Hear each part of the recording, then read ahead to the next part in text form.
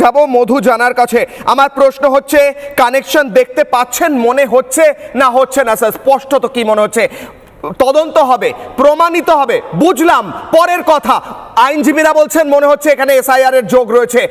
হঠাৎ করে সমস্ত বিচারকের কাছে ঠিক পরের দিন বা সেই দিন যেদিন সুপ্রিম কোর্ট বলল সেদিন চলে গেল হুমকি মেল। কোথাও কানেকশন দেখতে পাচ্ছেন স্যার? 30 সেকেন্ড। দেখুন, হঠাৎ বোমাতঙ্ক, আমরা দীর্ঘদিন প্র্যাকটিস করছি আমাদের কোর্টে, কিন্তু বোমাতঙ্কর এরকম আশ্চর্য ঘটনা হঠাৎ যখন সুপ্রিম কোর্ট রায়টা দিল, তারপর হঠাৎ বোমাতঙ্ক এবং জজেদের মধ্যে ফিয়ার সাইকোসিস তৈরি করার চেষ্টা হচ্ছে, যেটা করে কোনো লাভ নেই। কেন আমাদের judiciary is fit for defeat all this things.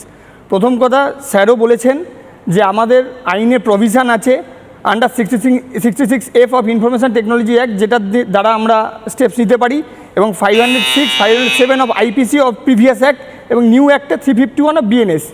তো আমরা এইখানে আমাদের যে বর্তমান পরিস্থিতি যেটা দাঁড়াচ্ছে, এইগুলো স্টেপস নিয়ে এখনকার যুগে, যেমন কিশোরবাবু বললেন যে এখনকার যুগে এটা স্টেপস নেওয়া কোনো অসুবিধা নয়, খুব ইজিলি বার করা যায় এবং তাদের এসে স্টেপস নেওয়া যায়। যদি ফিয়ার সাইকোসিস তৈরি করে এসআইআরটা স্তব্ধ করার চেষ্টা করা হয়, সেটা আমাদের আইন এবং কানুনের মাধ্যমে সেটাকে স্টপ করা অতি আবশ্যক। এবং জজেদের যাদেরকে এই মেল গেছেন বা গেছে তাদেরও কাছে অপশান আছে, এবং তেনারাও আইনের আওতায় এনে এবং এফআইআর রুজু করতে পারেন ইরেসপেক্টিভ অফ এনি ক্লাস।